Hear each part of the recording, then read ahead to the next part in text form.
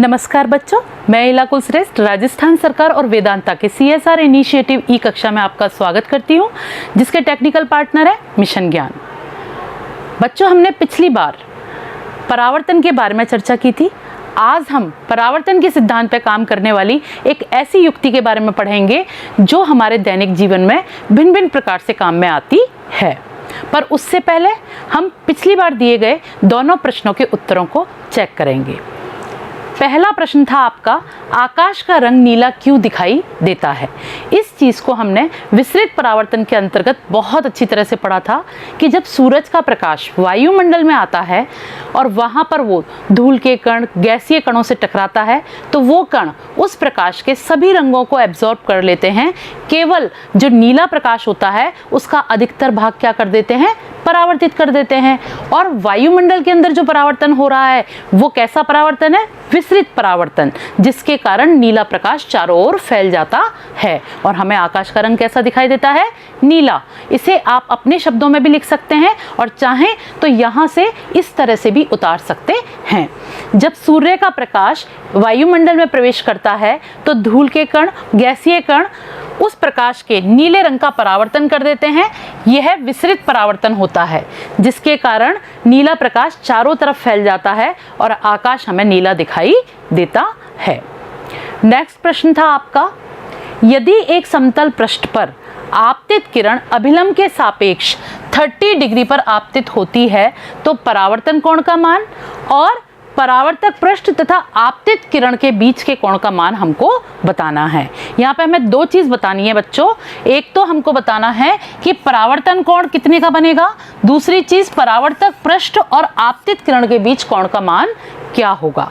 इस चीज को समझने के लिए पहले हम एक चित्र के द्वारा इसको देखेंगे। मान लीजिए ये आपका एक पृष्ठ है जिस पर ये अभिलंब है। आपतित किरण इस अभिलंब के सापेक्ष 30 डिग्री का कोण बना रही है, यानी ये जो आपतन कोण है वो हमारा कितना हो गया, 30 डिग्री हो गया। परावर्तन के नियम में दूसरा नियम हमने पढ़ा था कि जब भी परावर्तन होगा तो आपतन कोण जितना होगा परावर्तन कोण भी उतना होगा। यानी ये प्रकाश की किरण यहाँ आ रही है, इस O बिंदु पर टकराई, तो इसका परावर्तन जो होगा वो भी कितने डिग्री पर होगा, 30 डिग्री पर होगा। और हमारे कोण का मान कितना हो जाएगा, 30 डिग्री। ये कौन सा कोण है, हमारा परावर्तन कोण। तो हम यही लिखेंगे परावर्तन कोण का मान बताने के लिए कि परावर्तन के नियम से कोण I बराबर है किसके, कोण R के। चूंकि कोण I यहाँ पर कितना है, 30 डिग्री, तो हमारा कोण R भी कितने का हो जाएगा, 30 डिग्री का हो जाएगा। अब आती है बात दूसरे कोण की। अब आप यहाँ पर देखिए बच्चों, ये जो परावर्तक पृष्ठ है ये अभिलंब के साथ जो कोण बना रहा है ये कितने डिग्री का है, 90 डिग्री का। यानी ये क्या है, हमारा समकोण है।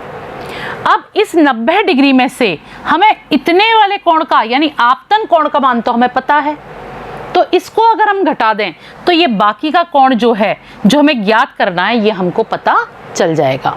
तो हम इस चीज को किस तरह से लिखेंगे कि चूंकि परावर्तक पृष्ठ अभिलंब के सापेक्ष 90 डिग्री का कोण बनाता है जो क्या है, समकोण, अतः 90 डिग्री माइनस कोण I, और I का मान हमारा कितना दे रखा है, 30 डिग्री।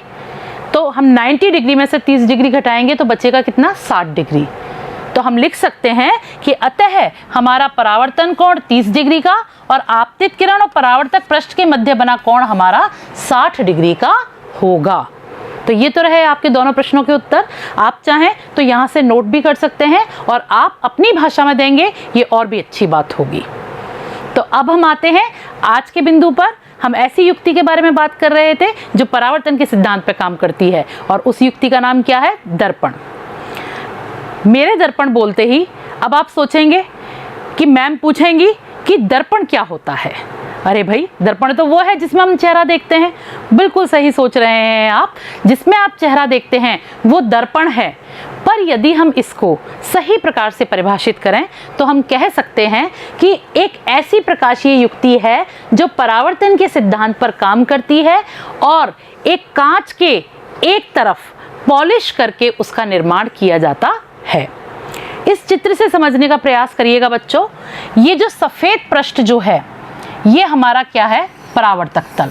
अब ये परावर्तक तल बना कैसे, हमने क्या किया, एक कांच लिया, ये जो केवल सफेद रंग दिखाई दे रहा है इसकी कल्पना कीजिए, ये हमने एक कांच लिया, ये साधारण कांच है जो टेबल पर लगाया जाता है, खिड़कियों में लगाया जाता है। उस कांच का एक पृष्ठ यदि हमें परावर्तक तल बनाना है तो हमने उसके दूसरी तरफ इस सिल्वर कलर की हमने क्या कर दी, पॉलिश कर दी। सिल्वर कलर किससे बनेगा, या तो चांदी से बनेगा या फिर हम इसके लिए एल्यूमिनियम की पॉलिश भी कर सकते हैं। इन दोनों में से किसी एक की एक परत लगा दी तो ये हमारा जो परावर्तक तल होगा इस दर्पण का, ये कैसा हो जाएगा, चमकदार हो जाएगा। पर इस सिल्वर की और एल्युमिनियम की पॉलिश को बचाने के लिए कि वो बनी रहे, हम क्या करते हैं, पीछे एक रंगीन पेंट भी कर देते हैं। और ये जो पिंक कलर का दिखाई दे रहा है ये आपके क्या है, रंगीन पेंट। आप सभी ने अपने घर के दर्पणों में देखा होगा कि आगे तो वो चमकदार दिखाई देता है परंतु उसके पीछे एक कलर्ड पेंट होता है जो इसी प्रकार का है, जो किसकी, चांदी या एल्युमिनियम की पॉलिश को बचाने के लिए किया जाता है। तो इस प्रकार से हमारा दर्पण तैयार होता है। अब दर्पण कितने प्रकार के होते हैं? दर्पण दो तरह के हैं बच्चों, पहला है समतल दर्पण और दूसरा है गोलीय दर्पण। समतल दर्पण, समतल सब समझते हैं, जो ऊपर से समान हो, यहाँ हम चित्र में देख सकते हैं, यानी ऐसा दर्पण जिसका ये परावर्तक तल जो होता है वो कैसा है, समतल है। और पीछे क्या ये लाइन किसकी खींची हुई है, पॉलिश के लिए। और ये परावर्तक तल जो समतल है जिसका, वही क्या कहलाएगा, हमारा समतल दर्पण कहलाता है। हम लोग घरों में जो आईना प्रयुक्त करते हैं वो क्या है, समतल दर्पण है, जिसमें हम प्रतिदिन अपना चेहरा देखते हैं। दूसरे प्रकार का जो दर्पण होता है वो होता है गोलीय दर्पण। गोलीय का मतलब हो गया, नाम से ही पता चल रहा है कि ऐसा दर्पण जिसका परावर्तक तल गोलीय हो या वक्रित हो या मुड़ा हुआ हो, कुछ भी कह सकते हो आप, तो वही दर्पण आपका क्या कहलाएगा, गोलीय दर्पण। ये हमारा परावर्तक तल के आधार पर दो प्रकार का है, एक उत्तल और एक है अवतल। उत्तल कौन सा है, जिसका उभरा हुआ पृष्ठ जो है वो क्या है, परावर्तक तल है। और अवतल कौन सा है, जिसका अंदर की ओर वक्रित जो तल है वो परावर्तक है, वो क्या कहलाएगा, हमारा अवतल दर्पण कहलाता है। तो ये तो हो गए हमारे दर्पणों के प्रकार। अब इन दर्पण से प्रतिबिंब कैसे बनता है, तो सबसे पहले हम देखेंगे कि समतल दर्पण से हम प्रतिबिंब का निर्माण किस तरह से करते हैं। बच्चों सबसे पहले आप इस रेखा चित्र को देखिएगा, यहाँ पर ये एक PQ समतल दर्पण है, पीछे लाइन ये पॉलिश बता रहे हैं।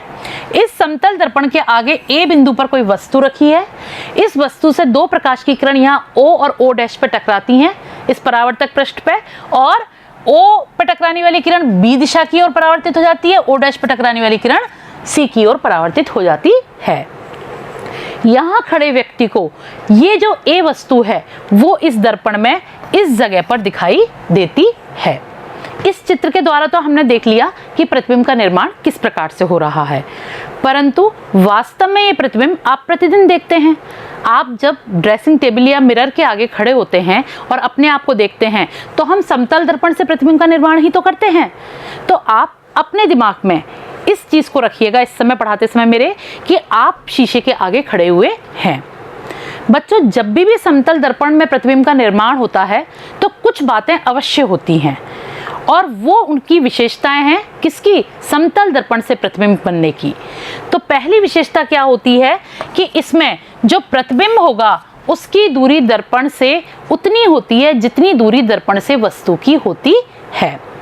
इसको हम ऐसे भी कह सकते हैं कि दर्पण से वस्तु की दूरी जितनी है प्रतिबिंब भी उतनी ही दूर दर्पण में पीछे बनता है। दूसरी विशेषता इसकी किसकी है, इससे बनने वाला प्रतिबिंब आभासी और सीधा होता है। सीधा आप ये देख लीजिएगा, यहाँ पे दर्पण में ये व्यक्ति जैसे खड़ा हुआ है बिल्कुल वैसे बन रहा है। इसका सिर ऊपर है, हाथ नीचे है, तो इसका भी प्रतिबिंब में भी क्या आ रहा है, सिर ऊपर आ रहा है और हाथ नीचे आ रहे हैं। आप भी अपने आप को प्रतिदिन देखते हैं, कहीं ऐसा तो नहीं है कि आप सिर ऊपर पैर नीचे के, पैर ऊपर सिर नीचे दिखाई देता हो, ऐसा है क्या आपके यहाँ? बिल्कुल नहीं है। हम सब कैसे दिखाई देते हैं, बिल्कुल सीधे दिखाई देते हैं। अब एक शब्द आया आभासी, इसका क्या मतलब हुआ बच्चों? आभासी प्रतिबिंब वो होता है जिसको हम पर्दे पर प्राप्त नहीं कर सकते। प्रतिबिंब दो तरह के होते हैं, एक वास्तविक और एक आभासी। आभासी प्रतिबिंब तो हमने पढ़ लिया कि पर्दे पर प्राप्त नहीं होता, पर वास्तविक प्रतिबिंब जो होता है वो पर्दे पर प्राप्त होता है। आप इस चीज को ऐसे समझिएगा बच्चों कि कभी कभी क्या होता है, स्कूल में प्रोजेक्टर पे फिल्म दिखाई जाती है। हम गांव में रहते हैं तो गांव में भी कई बार मेलों में प्रोजेक्टर पर फिल्म दिखाई जाती है। उस फिल्म में हम पीछे प्रोजेक्टर लगा रहे हैं और उससे रोशनी आ रही है और सामने पर्दे पर पिक्चर चलती है। हम लोग प्रोजेक्टर के नीचे या आगे बैठे हुए हैं। अब प्रोजेक्टर से निकलने वाला प्रकाश सामने फिल्म बना रहा है, प्रतिबिंब बना रहा है, हम उसको देख रहे हैं, वो पर्दे पे ही प्राप्त हो रहा है हमको। पर यदि आप और भी चाहें तो अपने बीच में और उस पर्दे के बीच में यदि एक कोई दूसरा पर्दा लगा दें या कोई व्यक्ति आ जाए बीच में, तो जो फिल्म आ रही थी प्रोजेक्टर से, जो रोशनी आ रही थी, वो क्या होगा, उस व्यक्ति के ऊपर या बीच में लगाए गए पर्दे के ऊपर भी चलने लग जाएगी। तो इसका मतलब क्या हुआ, वहां पर जो प्रतिबिंब बन रहा है वो कैसा हुआ, वास्तविक, क्योंकि वो पर्दे पर प्राप्त हो गया। पर जब आप डेली अपने मिरर के आगे खड़े होते हैं तो आप अपने और मिरर के बीच में एक पर्दा लगा दीजिएगा या किसी को खड़ा कर दीजिएगा, तो क्या आपका प्रतिबिंब अब दर्पण की बजाय उस पर्दे पे बनने लगा? नहीं बनेगा। क्यों? क्योंकि समतल दर्पण में जो प्रतिबिंब बन रहा है वो कैसा है, आभासी प्रतिबिंब होता है। आप आभासी और वास्तविक को बहुत अच्छी तरह समझ गए होंगे। ये अभी आगे आएगा तब ये दोनों शब्दों का इस्तेमाल काफ़ी होगा, तो इस चीज़ को अपने दिमाग में बनाए रखिएगा। तीसरी जो विशेषता है वो क्या है, प्रतिबिंब का आकार वस्तु के आकार के बराबर होता है। आप सभी जानते हैं, यहाँ देखिएगा, ये व्यक्ति जितना बड़ा है उतना ही बड़ा इसका क्या दिखाई दे रहा है, प्रतिबिंब दिखाई दे रहा है। तो यही बात हम तीसरी विशेषता में कह रहे हैं कि प्रतिबिंब का आकार वस्तु के क्या होता है, बराबर होता है। अगर ये पेन मैं दर्पण के सामने रखूंगी, समतल दर्पण के, तो ये पेन इतना ही बड़ा मुझे दिखाई देगा। चौथी विशेषता, इसमें पार्श्व परावर्तन होता है। ये बड़ा इंपॉर्टेंट शब्द है बच्चों। पार्श्व परावर्तन का क्या मतलब हुआ कि ऐसा प्रतिबिंब जिसमें वस्तु का दायां भाग बाईं तरफ और बायां भाग दाईं तरफ दिखाई देता है, वो परावर्तन क्या कहलाएगा, हमारा पार्श्व परावर्तन कहलाता है। बच्चों कोई भी दर्पण हो, चाहे गोलीय हो चाहे समतल, दोनों में ही पार्श्व परावर्तन होता है। पर यहाँ हम समतल दर्पण की बात कर रहे हैं तो उसकी विशेषता के अंतर्गत ये बिंदु भी आता है। इस चीज को आप ऐसे भी देख सकते हैं कि एक कागज पे आप F लिखिएगा, कैपिटल F, इसको दर्पण के आगे दिखाइएगा कागज को, तो वो आपको कैसा दिखाई देगा, उल्टा दिखाई देगा। क्यों? क्योंकि इस F का दायां पक्ष बाईं तरफ चला गया और बायां पक्ष कहाँ चला गया, दाईं तरफ चला जाता है। इसको और अच्छी तरह समझ सकते हैं बच्चों, मैं इस तरह से खड़ी हुई हूँ, मेरा दायां हाथ इस तरफ है, बायां हाथ इस तरफ है। अब प्रतिबिंब मेरा इधर सामने दर्पण में जब बन रहा है तो क्या होगा, बायां हाथ इधर आ जाएगा और दायां हाथ इधर आ जाएगा। कैसे? इसको देखिएगा आप, मैं अगर आ गई दर्पण की जगह, इस तरह से हो गई, मैं पहले इधर खड़ी थी, अब मैं इधर आ गई, तो आप मेरा देखिए ना, मेरा इस तरफ मुंह है, तो बायां हाथ इधर था मेरा, तो किधर हो गया, इधर हो गया बायां हाथ। दाहिना हाथ जो मेरा इधर था वो किधर हो गया, इधर हो गया। तो आप इस चीज को वैसे भी समझिएगा, जब हम आमने सामने होते हैं तो हमारे पक्ष बदल जाते हैं, यानी पार्श्व जो होते हैं वो चेंज हो जाते हैं। तो वही चीज जब हमारा दर्पण में प्रतिबिंब बनता है तो होती है, जिसको हम किस नाम से जानते हैं, पार्श्व परावर्तन के नाम से जानते हैं। इसको एक इस रूप में भी देख सकते हैं बच्चों, ये प्रश्न भी आता है आपके कि एम्बुलेंस के सामने जो एम्बुलेंस शब्द होता है, कैपिटल में होता है AMBULANCE, ये जो एम्बुलेंस शब्द होता है ये उल्टा लिखा रहता है एम्बुलेंस के सामने। क्यों भाई? क्योंकि जो आगे गाड़ियां चलती हैं वो अपने रियर व्यू मिरर में या साइड मिरर में जब अपने पीछे एम्बुलेंस की गाड़ी आते देखते हैं तो क्या होता है, उन्हें एम्बुलेंस सीधा पढ़ने में आता है। क्योंकि जब उल्टा लिखा है तो पार्श्व परावर्तन में क्या हो जाएगा, उनके दर्पण में वो सीधा हो जाएगा, और जब वो एम्बुलेंस पढ़ते हैं तो वो क्या कर देते हैं, एम्बुलेंस के लिए तुरंत रास्ता छोड़ते हैं और एम्बुलेंस को रास्ता देते हैं। आप सभी जानते हैं कि एम्बुलेंस हमारे किस काम में आती है। बच्चों यहाँ पर हमने समतल दर्पण की 4 विशेषताओं को देखा। अब सबसे पहली बात कि दर्पण जो होता है वो सीधा प्रतिबिंब बनाता है, आभासी प्रतिबिंब बनाता है। तो ये वाली बात तो हमने आभासी मैंने आपको बताई, समझ में आ गई हमारे। सीधा हम प्रतिदिन देखते हैं कि हम सीधे ही दिखाई देते हैं। हम वस्तु के बराबर होते हैं, ये भी हमने देखा है। पार्श्व परावर्तन होता है, ये भी हमें अच्छी तरह समझ में आ गया, हम देख के समझ सकते हैं कि पार्श्व परावर्तन हो रहा है। परंतु जो हमारी पहली विशेषता थी कि दर्पण से वस्तु की दूरी और प्रतिबिंब की दूरी जो होती है वो बराबर होती है, ये हमें देख के पता नहीं चलती है। तो इस चीज़ पर तुम्हारे प्रश्न भी आता है बच्चों कि सिद्ध करिए कि प्रतिबिंब की दर्पण से दूरी उतनी ही होती है जितनी की वस्तु की दर्पण से दूरी होती है। तो हम इस चीज़ को किस प्रकार से सिद्ध करेंगे अपन देखते हैं। यहाँ पर सबसे पहले हम एक किरण चित्र का निर्माण करेंगे। इस किरण चित्र में आप देखिए बच्चों, ये हमारा दर्पण है M डैश। ये हमने एक दर्पण लिया, समतल दर्पण है ये हमारा, ये इसका पॉलिश किया हुआ भाग है पीछे का, और ऊपर वाला क्या है, इसका परावर्तक पृष्ठ है।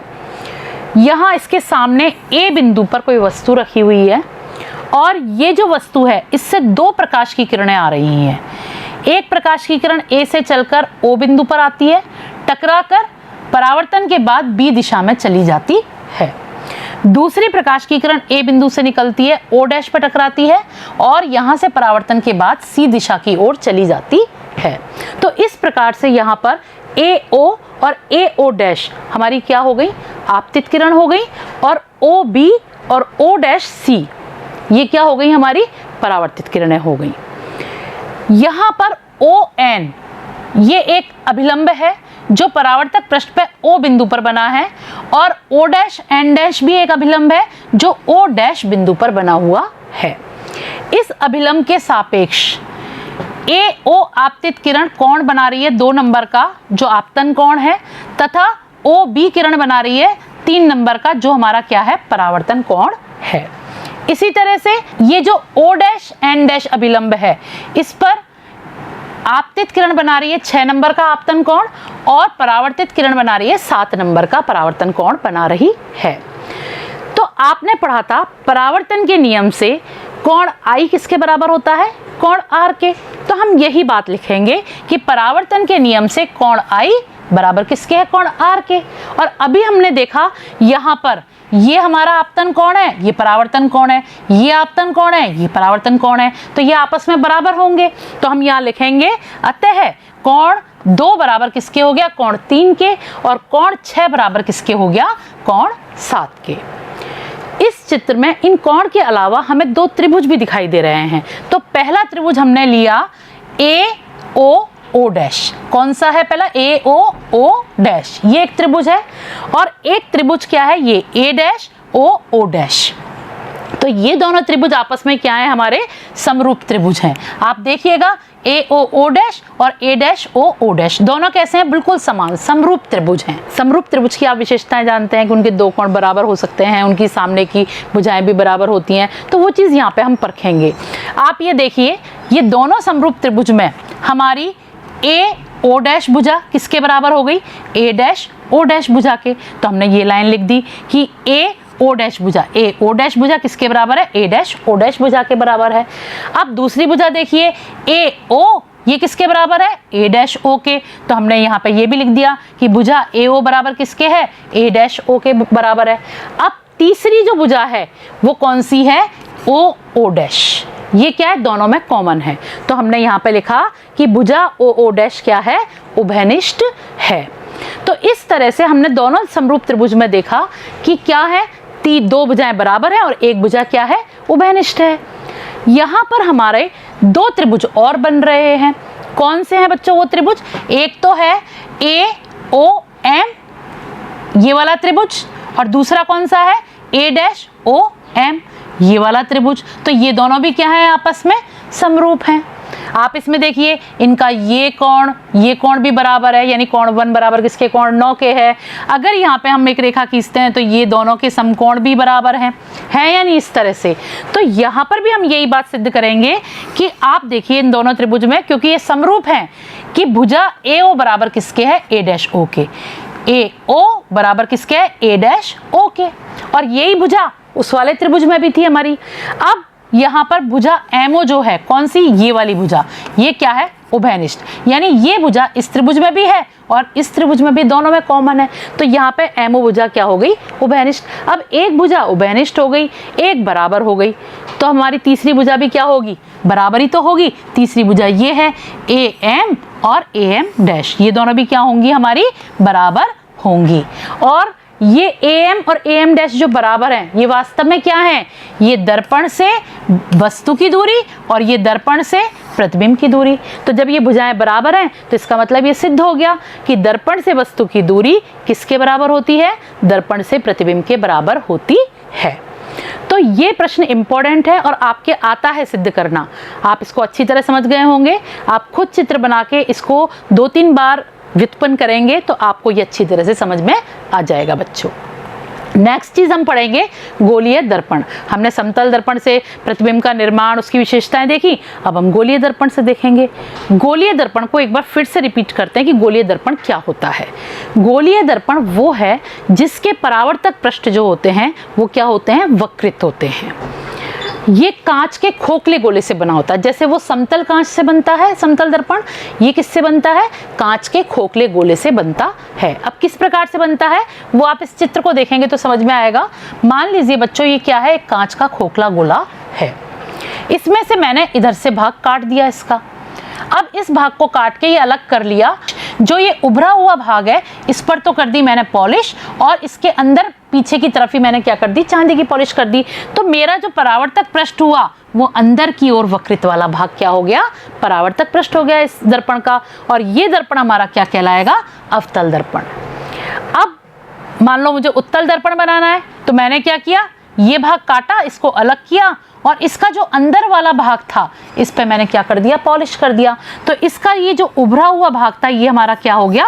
परावर्तक पृष्ठ हो गया और मेरा उत्तल दर्पण तैयार हो गया। तो इस प्रकार से हम उत्तल और अवतल दोनों ही दर्पणों को कांच के खोखले गोले से निर्मित करते हैं। अब हमने समतल दर्पण से प्रतिबिंब बनाया था, हम देखेंगे गोलीय दर्पण से प्रतिबिंब का निर्माण किस तरह से होता है। पर गोलीय दर्पण से जो हम प्रतिबिंब का निर्माण करेंगे उसके लिए है ना, हमें कुछ परिभाषाओं का ज्ञान होना आवश्यक होता है। तो उन परिभाषाओं को पहले पढ़ेंगे, फिर उसके बाद हम गोलीय दर्पण से प्रतिबिंब का निर्माण देखेंगे। सबसे पहली परिभाषा आती है हमारी वक्रता केंद्र। क्या है वक्रता केंद्र? गोलीय दर्पण जिस कांच के खोखले गोले का भाग होते हैं उस गोले का जो केंद्र बिंदु होता है वो क्या कहलाता है? वक्रता केंद्र कहलाता है। चाहे अवतल दर्पण हो चाहे उत्तल दर्पण हो, दोनों में ही कांच के खोखले गोले का केंद्र क्या कहलाएगा? वक्रता केंद्र। इसको हम कैपिटल C से प्रदर्शित करते हैं। ये हमारी पहली परिभाषा है। दूसरी परिभाषा हमारी आती है ध्रुव। ध्रुव किसको कहेंगे? जो दर्पण है उन दर्पणों का जो मध्य बिंदु है वो क्या कहलाता है? ध्रुव कहलाता है। इसको हम कैपिटल P से प्रदर्शित करते हैं। बहुत सीधी सीधी परिभाषाएं हैं कि दर्पण का मध्य बिंदु, यानी ये हमारा दर्पण है, इसका जो ये मध्य बिंदु है ये क्या कहलाएगा? हमारा ध्रुव कहलाता है। इसको किससे प्रदर्शित करते हैं? कैपिटल P से। बहुत सी किताबों में इसे कैपिटल O से भी प्रदर्शित कर रखा है। आप चाहे P से करें, आप चाहे O से करें, ध्रुव को हम दोनों ही तरह से प्रकट कर सकते हैं। नेक्स्ट चीज आती है हमारी मुख्य अक्ष। हमने दो चीज पढ़ी, ध्रुव और वक्रता केंद्र। ध्रुव और वक्रता केंद्र को मिलाने वाली जो रेखा है वो क्या कहलाती है? मुख्य अक्ष। आप यहाँ देखिए, ये हमारा वक्रता केंद्र, ये ध्रुव हो गया। इन दोनों को मिलाने वाली रेखा जो है ये सफेद रंग की, ये क्या है? मुख्य अक्ष कहलाती है। अवतल दर्पण में भी और उत्तल दर्पण के अंदर भी यही क्या कहलाती है? मुख्य अक्ष कहलाती है। फोर्थ परिभाषा जो है वो है हमारी फोकस बिंदु। बच्चों फोकस बिंदु जो है हमारे दोनों ही दर्पणों को हम साथ साथ लेके देखेंगे। आप ये देखिए, ये अवतल दर्पण है, ये मुख्य अक्ष हो गई। इसके समांतर जितनी भी प्रकाश की किरणें आएंगी दर्पण से परावर्तन के पश्चात मुख्य अक्ष पर जिस बिंदु पर काट रही हैं वो बिंदु हमारा क्या है? फोकस बिंदु है। तो हम इसको अवतल दर्पण के लिए क्या बोलेंगे कि अवतल दर्पण में मुख्य अक्ष के समांतर आने वाली प्रकाश की किरणें परावर्तन के बाद मुख्य अक्ष पर जिस बिंदु पर काटती हैं वो बिंदु क्या कहलाता है? फोकस बिंदु कहलाता है। अब आप उत्तल दर्पण में देखिएगा, यहाँ पर आप देखिए कि मुख्य अक्ष ये रही, इसके समांतर आने वाली जितनी भी प्रकाश की किरणें हैं वो दर्पण से टकराकर परावर्तन के बाद क्या हो रही हैं, फैल रही हैं। जब फैल रही हैं तो वो मिलेंगी ही नहीं, जबकि यहाँ क्या हो रही थी, अभिसारित हो रही थी, इकट्ठी हो रही थी, तो वो मुख्य अक्ष पे मिल गई फोकस बिंदु पर। परंतु यहाँ क्या हुई, ये गई इधर चली गई, ये गई इधर चली गई, ये गई इधर गई, ये गई इधर गई। अब ये तो दूर दूर जा रही हैं तो ये तो मिलेंगी नहीं, पर यदि इनको पीछे की तरफ बढ़ाया जाए तो ये पीछे मुख्य अक्ष पर जिस बिंदु पर काटती प्रतीत हो रही हैं वो बिंदु हमारा क्या कहलाएगा, फोकस बिंदु कहलाता है।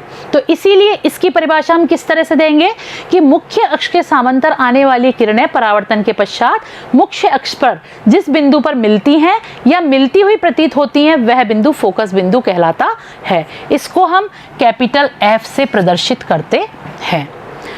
अगली परिभाषा है हमारी फोकस दूरी। दूरी मतलब लंबाई। अवतल दर्पण हो चाहे उत्तल दर्पण हो, ध्रुव से लेकर फोकस बिंदु तक की जो दूरी होती है वो क्या कहलाती है, फोकस दूरी कहलाती है। इसमें दर्पण के बाएं तरफ है और इसमें देखिए दर्पण के दाएं तरफ है। इस O से लेकर F तक के बीच की दूरी क्या है, हमारी फोकस दूरी कहलाती है। इसको हम स्मॉल f से प्रदर्शित करते हैं। नेक्स्ट परिभाषा हमारी वक्रता त्रिज्या। आप सभी जानते हैं त्रिज्या किसको कहते हैं, जो वृत्त होता है उसके केंद्र बिंदु से लेकर परिधि तक की जो दूरी होती है उसको हम क्या कहते हैं, त्रिज्या कहते हैं। तो यहाँ पर लगभग वही स्थिति है हमारी कि दर्पण जो है जिस खोखले गोले का भाग थे उसका केंद्र बिंदु क्या था, वक्रता केंद्र था। तो वक्रता केंद्र से लेके इस परिधि पर स्थित ध्रुव तक की जो दूरी है वो क्या कहलाएगी, हमारी वक्रता त्रिज्या कहलाती है। इसको हम कैपिटल R से प्रदर्शित करते हैं। यहाँ पर भी ये दूरी क्या कहलाएगी, वक्रता त्रिज्या, इसको हम कैपिटल R से प्रदर्शित करेंगे। अगली चीज आती है हमारी द्वारक। द्वारक क्या हुआ, ये खोखला गोला हमने इतना भाग काटकर इसको बना लिया दर्पण। तो इस दर्पण की जो वृत्ताकार सीमा रेखा है उस सीमा रेखा को मिलाने वाली जो रेखा है वो क्या कहलाएगी, द्वारक कहलाती है। चाहे उत्तल दर्पण हो चाहे अवतल, आप इस चीज को समझिए, द्वारक कम या ज्यादा हो सकता है। जैसे यहाँ पे इस वस्तु का द्वारक कितना है, यहाँ पर इस दर्पण का द्वारक कितना है, जैसे यहाँ पर इस दर्पण का द्वारक कितना है, इतना, और इसका कितना है, यहां से लेके यहां तक है। अगर मान लीजिए मैं इतना सा दर्पण लूं, छोटा दर्पण कर दिया, इस भाग को मैंने क्या कर दिया, पॉलिश कर दिया, तो द्वारक कितना हो गया, यहां से लेकर यहां तक का द्वारक हो गया। अगर मैंने इतना बड़ा ले लिया तो द्वारक कितना हो गया, यहां से यहां तक हो गया। तो इस तरह से दर्पण का द्वारक कम या ज्यादा हो सकता है। हमने यहाँ पर 7 परिभाषाएं पढ़ी। ये 7 परिभाषाएं हमारे प्रतिबिंब निर्माण के समय में काम में आएंगी। पर यहाँ 2 शब्द विशेष रूप से आप ध्यान दीजिए, एक तो वक्रता त्रिज्या और एक हमने पढ़ी फोकस दूरी, दोनों लंबाई हैं। तो वक्रता त्रिज्या यानी R और फोकस दूरी में क्या संबंध होता है, ये संबंध भी आपसे एग्जाम में पूछा जाता है। आपसे पूछा जाता है कि सिद्ध करिए कि छोटे द्वारक के अवतल दर्पण की वक्रता त्रिज्या उसकी फोकस दूरी की दुगनी होती है, या वो ये भी पूछ सकते हैं कि फोकस दूरी वक्रता त्रिज्या की आधी होती है। दोनों तरह से कैसे भी पूछा जा सकता आपसे है। तो इसके लिए सबसे पहले हम इस प्रकार का एक किरण चित्र निर्मित करेंगे। आप इस किरण चित्र में देखिए N डैश, ये एक अवतल दर्पण ले रहे हैं और कैसा था, ये छोटे द्वारक का था। छोटे द्वारक का बहुत छोटा होगा, परंतु यहाँ हम किरण चित्र दिखे हमें, इसलिए हम इसको थोड़ा बड़ा बना रहे हैं। तो हमने N डैश क्या ले लिया, अवतल दर्पण ले लिया। इसका ये P बिंदु क्या हो गया, ध्रुव, C बिंदु वक्रता केंद्र, F बिंदु क्या हो गया, फोकस बिंदु हो गया। इनको ये मिलाने वाली जो MM डैश रेखा है ये क्या है, मुख्य अक्ष। तो हमने देखा यहाँ पे MM डैश हमारा क्या हो गया, मुख्य अक्ष हो गया। इस दर्पण के सामने A बिंदु पर ये वस्तु रखी हुई है और इस वस्तु से एक प्रकाश की किरण इस मुख्य अक्ष के समांतर जा रही है और दर्पण पर B बिंदु पर आपतित हो रही है। तो इसका मतलब ये जो AB है वो क्या हो गई, आपतित किरण कहलाएगी। दर्पण पर टकरा के परावर्तन के पश्चात ये, क्योंकि कैसा दर्पण है ये, अवतल, तो ये कैसी होगी, अभिसारित होगी। तो ये मुख्य अक्ष की तरफ आती है और फोकस बिंदु से होकर गुजर रही है। हमने फोकस बिंदु किसको कहा था? जिस पर से प्रकाश की किरण गुजरती है, जो मुख्य अक्ष के समांतर आती है। तो वही चीज यहाँ पे हो रही है कि ए बिंदु से प्रकाश की किरण चली जो मुख्य अक्ष के समांतर है और परावर्तन के बाद वो मुख्य अक्ष पर स्थित फोकस बिंदु से होकर गुजर जाती है। तो यहाँ पर बीडी किरण जो हो गई, बी डी, ये क्या हो गई? हमारी परावर्तित किरण हो गई। अब आपतित किरण हो गई, परावर्तित किरण हो गई। यहाँ पर आपतन कोण और परावर्तन कोण बनाने के लिए अभिलंब नहीं है हमारे पास। अभिलंब हम कहाँ से खींचेंगे? तो बच्चों आप हमेशा ध्यान रखो, आपने पढ़ा था समतल दर्पण पर तो ये सीधा लंबवत रेखा खींच दी, वो अभिलंब हो गया। परंतु जब कोई वृत्ताकार चीज है तो उसका अभिलंब हम कहाँ से खींचेंगे? उसके अभिलंब के लिए आप ध्यान रखिए, जो सी है उससे जो भी रेखा इसकी परिधि तक जाएगी वो हर रेखा क्या होगी? अभिलंब कहलाएगी। यानी वक्रता केंद्र से इस दर्पण के किसी भी बिंदु पर कोई भी रेखा खींचेंगे वो क्या है? अभिलंब है। तो हम क्या करेंगे? जहां परावर्तन हो रहा है यानी जहां पे किरण आपतित हो रही है बी बिंदु पर, वहां से इस सी बिंदु को यानी वक्रता केंद्र को मिला देंगे। तो ये हमारा क्या बन गया? सी बी अभिलंब बन जाएगा। और ये काल्पनिक रेखा है इसलिए हमने इसको डॉट डॉट से दिखाया है। इस रेखा के बनने पर हम देखते हैं कि इस आपतित किरण और इस अभिलंब के बीच में जो कोण बन रहा है वो है कोण ए बी सी, जो क्या हो गया? कोण आपतन कोण। इसको हम कोण आई भी कहते हैं। इसी तरह से ये बी डी परावर्तित किरण और ये जो सी बी अभिलंब है इसके मध्य जो कोण बन रहा है वो क्या है? C B F. तो ये कोण हमारा कौन सा हो गया? परावर्तन कोण, जिसको हम कोण आर कहते हैं। तो हमने इस चित्र में देख लिया कि कौन कौन सी चीजें हमारी यहाँ पर मौजूद हैं।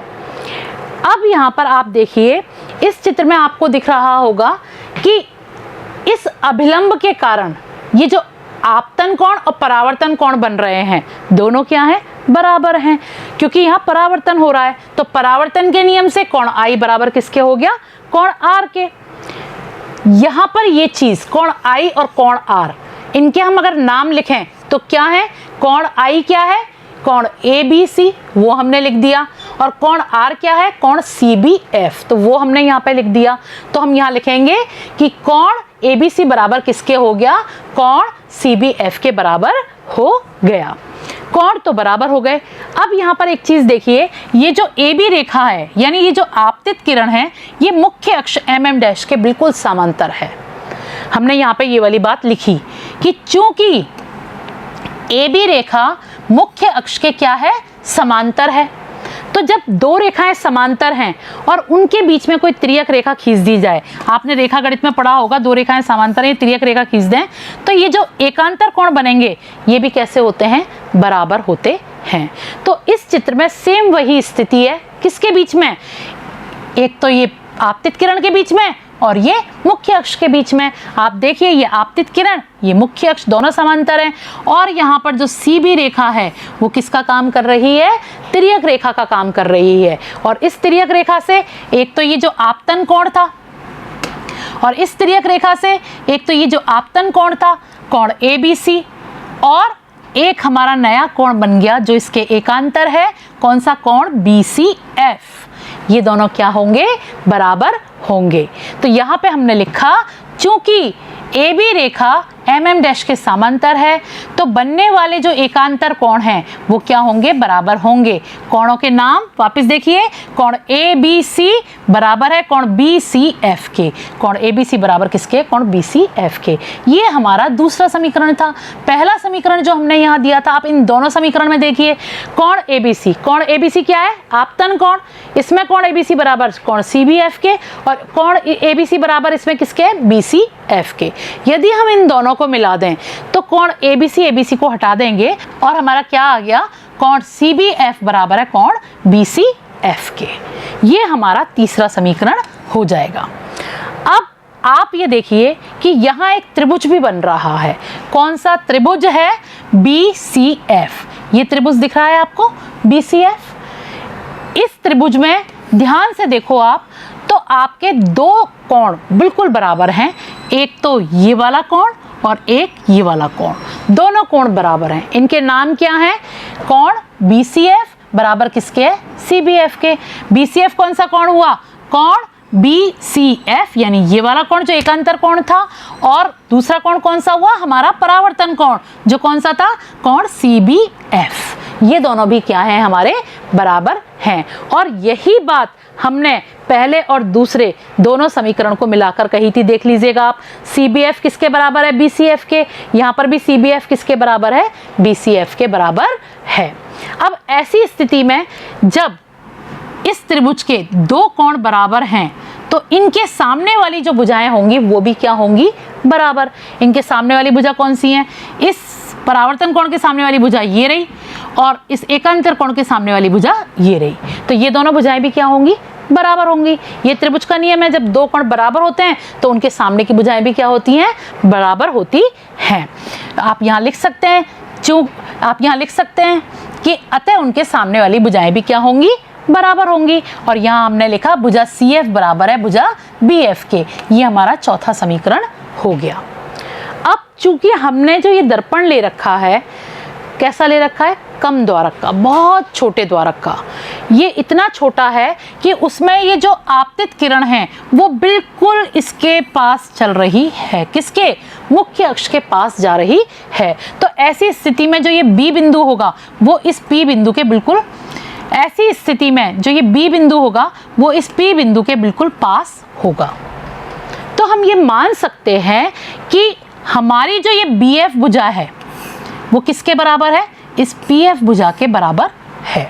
तो हम क्या लिखेंगे यहाँ पर, भुजा BF बराबर किसके है, भुजा PF के। ये हमारा हो गया पांचवा समीकरण। अब आप चौथा समीकरण देखिए, इसमें क्या था, CF भुजा बराबर किसके है BF की, और यहाँ BF किसके बराबर है PF के। अगर हम दोनों समीकरणों को मिला दें तो हमारे क्या आएगा, CF भुजा किसके बराबर हो गई PF के, यानी ये भुजा भी किसके बराबर है, इसके बराबर है। ये हमारा बन गया छठा समीकरण। अब हमको सिद्ध क्या करना था, हमको सिद्ध करना था R बराबर है 2F। तो यहाँ पे R जो है यानी वक्रता त्रिज्या क्या है, वक्रता त्रिज्या क्या है CP, C से लेके P तक की जो दूरी है वो क्या है वक्रता त्रिज्या। तो हमने लिखी CP, यहाँ पे CP किसके बराबर है, इसके दो टुकड़े हो रहे हैं CF प्लस PF हो रहे हैं या नहीं, तो वो हमने यहाँ पे लिख दिए CP बराबर CF प्लस PF के। ये हमारा हो गया सातवां समीकरण। अब बच्चों इस सातवें समीकरण में इस CF का मान यदि हम इस छठे समीकरण से लिखें तो क्या आ जाएगा, PF आ जाएगा। तो हम यही करेंगे, क्या करेंगे अपन कि छठे समीकरण से सातवें में CF का मान रखेंगे। हमने CP बराबर रख दिया PF प्लस PF, CF बराबर 2PF। अब CP क्या था R, PF क्या था F, तो R बराबर क्या आ गया 2F। इसी को हम ऐसे भी लिख सकते हैं कि F बराबर R बटे 2। तो इस प्रकार से आप ये सिद्ध कर पाएंगे कि फोकस दूरी वक्रता त्रिज्या की आधी होती है या वक्रता त्रिज्या फोकस दूरी की दुगनी होती है। आज बच्चों हम इतना ही पढ़ेंगे। एक बार हम इन चीज़ों को रिवाइज कर लेते हैं। हमने क्या पढ़ा आज, हमने सबसे पहले देखा कि दर्पण क्या है, फिर कितने प्रकार के हैं, समतल और गोलीय दर्पण। समतल दर्पण से प्रतिबिंब का निर्माण देखा और उसकी विशेषताएं देखी। उसमें हमने ये सिद्ध किया कि समतल दर्पण से बनने वाला प्रतिबिंब दर्पण से उतनी ही दूरी पर होता है जितनी दूरी पर वस्तु दर्पण से होती है। फिर हमने गोलीय दर्पण के बारे में जाना जो दो प्रकार के हैं। हमने उनसे प्रतिबिंब बनाए, उससे पहले हमने कुछ परिभाषाएं जानी जो हमारे गोलीय दर्पण से प्रतिबिंब बनाने के समय काम में आएंगी। और उन्हीं परिभाषाओं में दो शब्द थे, वक्रता त्रिज्या और फोकस दूरी। उनके बीच के संबंध को जाना। इस पूरे टॉपिक के आधार पर मैं आपको दो प्रश्न दे रही हूँ बच्चों। पहला प्रश्न है पार्श्व परावर्तन किसे कहते हैं, उदाहरण सहित समझाइए। दूसरा क्वेश्चन मैं दे रही हूँ गोलीय दर्पण किसे कहते हैं, ये कितने प्रकार के होते हैं। गोलीय दर्पण किसे कहते हैं, ये कितने प्रकार के होते हैं। आज इतना ही, बने रहिए साथ में। मिलते हैं अगले वीडियो में नेक्स्ट टॉपिक के साथ। धन्यवाद।